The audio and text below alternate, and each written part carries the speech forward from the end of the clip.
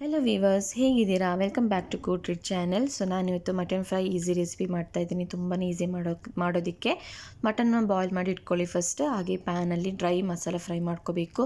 ಇಲ್ಲಿ ಸ್ವಲ್ಪ ಕಾಳು ಮೆಣಸು, ಜೀರಿಗೆ, ಸೋಂಪು, ಚಕ್ಕೆ, ಏಲಕ್ಕಿ, ಹಾಗೆ ಸ್ವಲ್ಪ ಕೊತ್ತಂಬರಿ ಬೀಜ, ಹಾಗೆ ನಟ್ಮಗ್ ಇಷ್ಟನ್ನು ಚೆನ್ನಾಗಿ ಫ್ರೈ ಮಾಡ್ಕೋಬೇಕು. ಹಾಗೆ ಫ್ರೈ ಮಾಡಿ ಗ್ರೈಂಡ್ ಮಾಡಿ ಇಟ್ಕೊಳ್ಳಿ.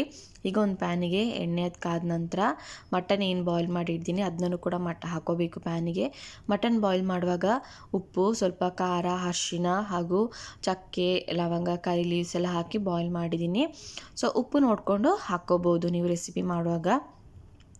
ಮಟನ್ ಸ್ವಲ್ಪ ಚೆನ್ನಾಗಿ ಕುಕ್ ಆದಮೇಲೆ ಒಂದು ಮೀಡಿಯಮ್ ಸೈಜ್ ಟೊಮೆಟೊನ ಕಟ್ ಮಾಡಿ ಹಾಕೋತಾ ಇದ್ದೀನಿ. ಹಾಗೆ ನೀವು ಶುಂಠಿ ಬೆಳ್ಳುಳ್ಳಿ ಪೇಸ್ಟ್ ಕೂಡ ಇಲ್ಲಿ ಹಾಕ್ಕೋಬೇಕು. ನಾನು ಮರ್ತೋಗಿದ್ದೆ, ಸೊ ಕೊನೆಯಲ್ಲಿ ಹಾಕೋತಾ ಇದ್ದೀನಿ ನಾನು.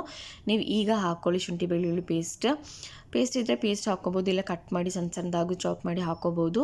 ಸೊ ಟೊಮೆಟೊಲ್ಲಿ ಹಾಕಿ ಸ್ವಲ್ಪ ಬಾಯ್ಲ್ ಆದ ನಂತರ ಮಸಾಲೆ ಏನು ಗ್ರೈಂಡ್ ಮಾಡಿ ಇಟ್ಕೊಂಡಿದ್ದೆ ಅದನ್ನೂ ಕೂಡ ಹಾಕ್ಕೊಳ್ಳಿ. ಸೊ ಈ ಮಸಾಲ ಏನು ನಾನು ಫ್ರೈ ಮಾಡ್ಕೊಂಡಿದ್ದೀನಿ ಅದು ತುಂಬ ರುಚಿ ಕೊಡುತ್ತೆ ಆ್ಯಂಡ್ ಅದರ ಸ್ಮೆಲ್ಲೆಲ್ಲ ತುಂಬ ಚೆನ್ನಾಗಿರುತ್ತೆ. ಸೊ ಇದೇ ಥರ ರೆಸಿಪಿ ನಾನು ಚಿಕನಲ್ಲಿ ಕೂಡ ಮಾಡಿದ್ದೀನಿ ಹಳೆ ವೀಡಿಯೋದಲ್ಲಿ, ಪ್ಲೀಸ್ ಚೆಕ್ ಮಾಡಿ.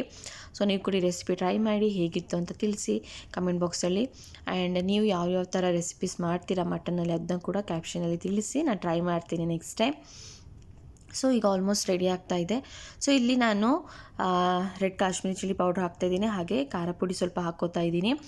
ಆ್ಯಂಡ್ ಸ್ವಲ್ಪ ಹೋಮ್ ಮೇಡ್ ಮಸಾಲ ಪೌಡ್ರ್ ಕೂಡ ಹಾಕ್ಕೊಂಡಿದ್ದೀನಿ ನಾನು. ಇದು ಮನೇಲೇ ಮಾಡ್ಕೊಂಡಿರುವಂಥ ಮಸಾಲ. ಸೊ ನಾನೆಲ್ಲ ರೆಸಿಪಿಗೆ ಆಲ್ಮೋಸ್ಟ್ ಹಾಕ್ತಾಯಿದ್ದೀನಿ, ನೀವು ನೋಡಿರ್ಬೋದು ವೀಡಿಯೋಸಲ್ಲಿ. ಸೊ ಮನೇಲೇ ಮಾಡ್ಕೊಡೋದ್ರಿಂದ ಚೆನ್ನಾಗಿರುತ್ತೆ ಹಾಗಾಗಿ.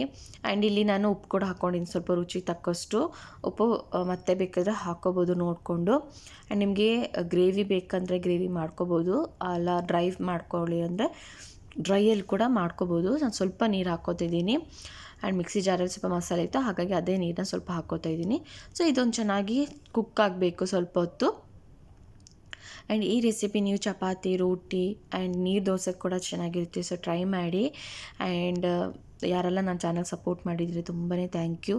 ಹೀಗೆ ಸಪೋರ್ಟ್ ಮಾಡ್ತಾಯಿರಿ, ಒಳ್ಳೊಳ್ಳೆ ವೀಡಿಯೋಸ್ ಅಪ್ಲೋಡ್ ಮಾಡ್ತೀನಿ ನಾನು. ಆ್ಯಂಡ್ ಯಾರೆಲ್ಲ ಸಬ್ಸ್ಕ್ರೈಬ್ ಮಾಡ್ಕೊಳ್ಳೋದೇ ನೋಡ್ತೀರಾ ದಯವಿಟ್ಟು ಸಬ್ಸ್ಕ್ರೈಬ್ ಮಾಡಿಕೊಂಡು ಬೆಲ್ಲೈಕನ್ನ ಕ್ಲಿಕ್ ಮಾಡಿ ನೋಡಿ.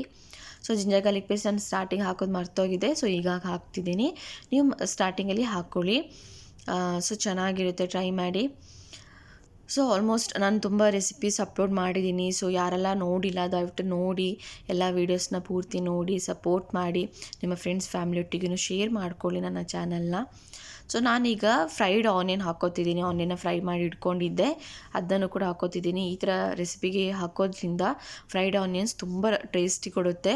ಸೊ ಆ್ಯಂಡ್ ಚೆನ್ನಾಗಿರುತ್ತೆ ಕೂಡ, ಕಲರ್ ಕೂಡ ಚೇಂಜ್ ಆಗುತ್ತೆ ಸ್ವಲ್ಪ, ಆ್ಯಂಡ್ ರುಚಿ ಅಂತ ತುಂಬ ಸೂಪರಾಗಿರುತ್ತೆ. ಸೊ ಟ್ರೈ ಮಾಡಿ, ಖಂಡಿತ ಮಿಸ್ ಮಾಡಬೇಡಿ ಈ ರೆಸಿಪಿ ಟ್ರೈ ಮಾಡೋದು.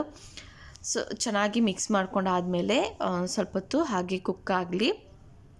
ನಾನಿಲ್ಲಿ ಸ್ವಲ್ಪ ಡ್ರೈ ಮಾಡ್ತಾಯಿದ್ದೀನಿ, ಹಾಗಾಗಿ ಸ್ವಲ್ಪ ಜಾಸ್ತಿ ಕುಕ್ ಮಾಡ್ಕೋತಾ ಇದ್ದೀನಿ. ಸೊ ಲಿಡ್ ಕ್ಲೋಸ್ ಮಾಡಿ ಒಂದು 2 ಮಿನಿಟ್ಸ್ ಬಿಡಬೇಕು. ಸೊ ಈಗ ನಾನು ಸ್ವಲ್ಪ ನಿಂಬೆ ರಸ ಕೂಡ ಹಾಕೋತಾ ಇದ್ದೀನಿ ಸ್ವಲ್ಪ. ಸೊ ನಿಂಬೆ ರಸ ಹಾಕಿ ಒಂದು ಸ್ವಲ್ಪ ಸ್ಟಿರ್ ಮಾಡಿಬಿಟ್ಟು ಸ್ಟವ್ ಆಫ್ ಮಾಡಿದರೆ ಸಾಕು. ಇಲ್ಲಿ ನೋಡ್ತಿದ್ದೀರಾ ಆನಿಯನ್ ಹಾಕಿ ಆದಮೇಲೆ ಕಲರ್ ಕೂಡ ಚೇಂಜ್ ಆಗ್ತಾ ಇದೆ. ಸೊ ನಿಂಬೆ ಹಾಕಿ ಸ್ವಲ್ಪ ಕರಿ ಲೀವ್ಸ್ ಕೂಡ ಅದ್ರ ಮೇಲೆ ಹಾಕೋತಾ ಇದ್ದೀನಿ. ಸೊ ರೆಸಿಪಿ ಆಲ್ಮೋಸ್ಟ್ ರೆಡಿಯಾಗಿದೆ, ಕಲರ್ ಕೂಡ ಚೇಂಜ್ ಆಗಿದೆ ಆ್ಯಂಡ್ ತುಂಬ ಟೇಸ್ಟಿಯಾಗಿತ್ತು. ಸೊ ಅನ್ನ ಜೊತೆನೂ ಚೆನ್ನಾಗಿರುತ್ತೆ, ಗೀ ರೈಸ್ ಜೊತೆ ಟ್ರೈ ಮಾಡಿ, ತುಂಬ ಸೂಪರಾಗಿರುತ್ತೆ. ಸೊ ಚೆನ್ನಾಗಿದೆ, ಟ್ರೈ ಮಾಡಿ. Thank you for watching good treat channel. Keep supporting. Thank you so much.